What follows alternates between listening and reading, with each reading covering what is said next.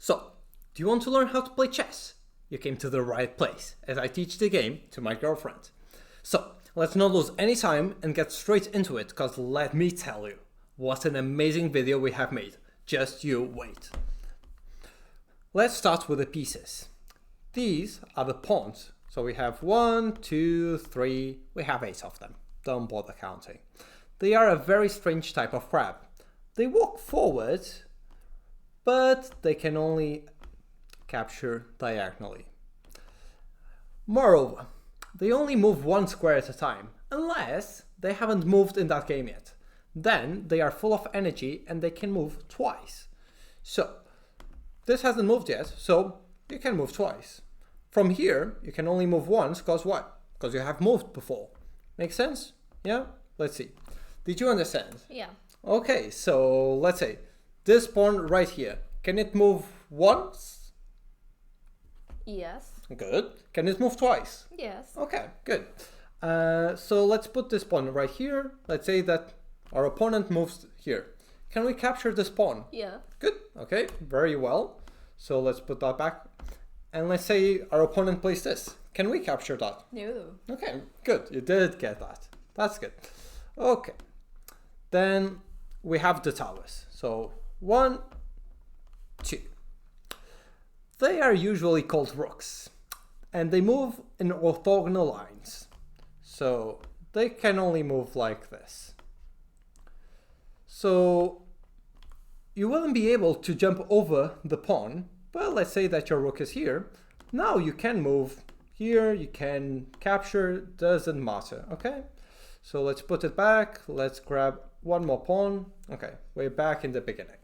So let's say, for example here, can the rook capture any piece of the opponent? Do you know? Which one? Do you mind highlighting it for us? Oh, I would say that this one. Okay, good, yeah. So the rook, the only piece that rook can capture will be that one. For example, right now, would the rook be able to capture any piece at all? No. No, okay, right, because it can't jump over other pieces. Next, we have the big pawns. We have 2 big pawns, they are usually called bishops, that move in diagonal lines. So, this bishop will move like this, and this bishop will move like that.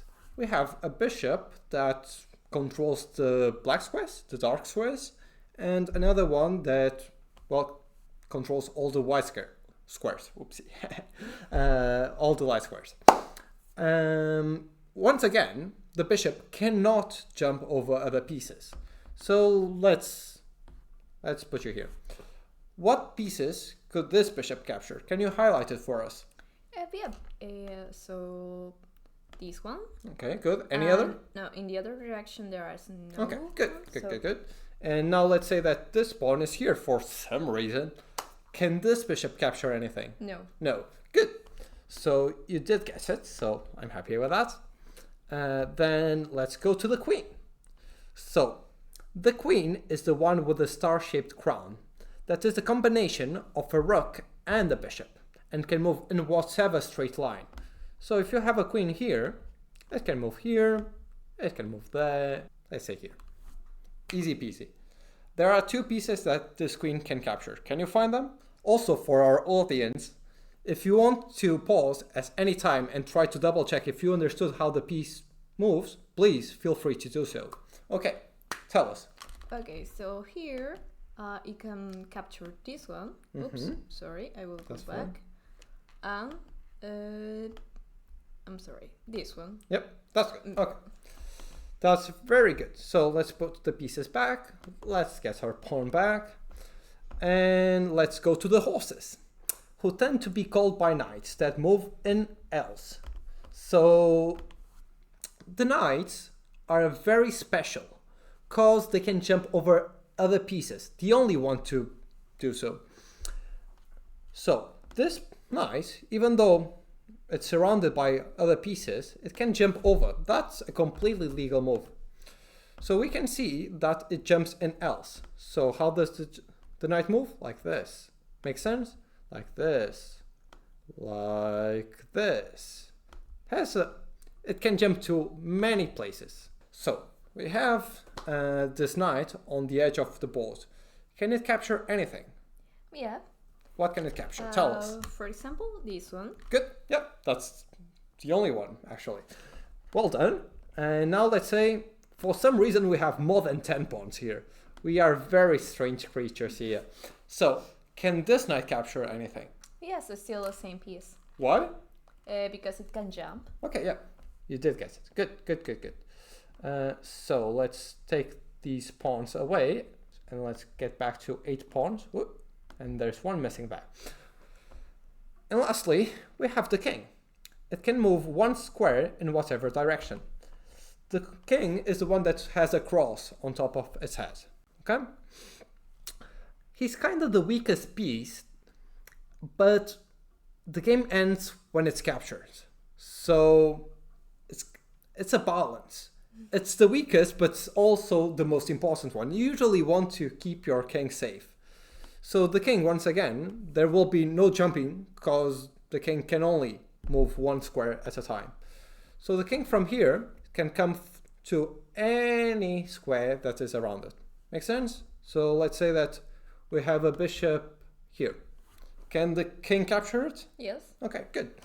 Can the king capture this pawn? Yeah. Can the king capture that pawn? No. No. Okay, good. That's exactly it. Then we're finished with the pieces. Now let's talk about the hyper super special moves. First, we have castling. So let's take this bishop away. For some reason, the bishop is there. Actually, it will have to be in a light square. The bishop is there, the knight is there. So the chess lords have decided that the king should be safe and that it is too much of a hassle to move the king 1 square at a time. So they decided to give it a hidden combo move with a tower where the king moves 2 squares to either side and that side's rook jumps over the king. That might sound a bit complicated, but you'll get there. This can be done as long as the pieces haven't moved during the game, so neither the king or the rook can have moved, and neither the king nor the squares that he's moving through are under attack. So for example here, neither the king nor the rook have moved, and these squares are not under attack, since the king will move 2 squares to the right or to the left. So what we can do here is this super amazing move, which would be called castling. So the king moves twice and the rook comes to the other side. Conversely, we can also do that on the opposite side. So let's put our pieces back and let's say that the queen magically transported there. We have some strange combinations happening here. So what can happen is the king comes here and the rook goes there. That's fine, neither of them have moved in the game, nothing is getting under attack, so we're good. So since this is a bit complicated, let's say that we have such a position, doesn't matter, for some reason the pawn is there, and we have the bishop there. So for example now, could we castle? I don't think so. Okay, and why is that? Because it's a zone that it's under attack. Okay, right. So this square that the king is passing through is under attack. So the king cannot magically teletransport to that square. So we could not castle. So for example, let's say now that we have here the knight. Could we castle now? Yeah, I think so. No, we can't. Okay. We can't because this knight is attacking our king. So we cannot castle while the enemy is attacking our king. Okay, last example. Let's say we have their bishop here. Could we castle now? Probably no. We can. We can because the king, you can imagine it as if the king is moving. So since this bishop is only attacking these squares, we're not actually passing through those squares. The rook is, but we don't care about the rook. The rook can pass through everything. Okay, so hopefully it is slightly clearer. We'll see. So if I have a question, can I do Yeah, it now? please. Go ahead. So it's supposed that if the king is here, here, Right. when you are castling, how do you know to which space Okay. the king will be moving? So- Because I didn't know that, so I just... Right. that's why- So the king always moves 2 squares. So Okay. doesn't matter if it's to the right or to the left, but it's always 2 squares. Okay. So the king will always go either there or here during castling. Okay? And the rook will come to the other side of the king. Okay. Okay, good. Now let's go to the second special combo move, the heaven move. Chess players generally love this move, and there's even this joke that it is mandatory to play it whenever it's on the board. So this move is the French en passant, where the opposing pawn can pretend that a double moving pawn moved a single square on the following turn. So what does this mean? So let's say that I moved here, they moved here, doesn't matter, and I moved 1 square forwards. And the enemy can choose between moving forward 1 or 2 squares. So this pawn right here can come here or here. So let's say that they choose to move forward twice.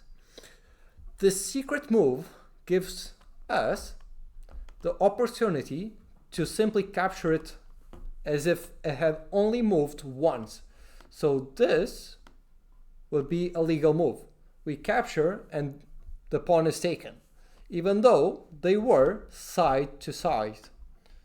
We're not capturing diagonally, but we can capture it like this. This is our special move. But now let's say that our pawn is here, and they play here, and we ignore it. Let's say we move here, they move there. So can we now capture it like this? No, because we can only capture in the next move. As in, if they moved it on the last turn, you can capture it en passant. If many turns have passed, then it's no longer possible to do that.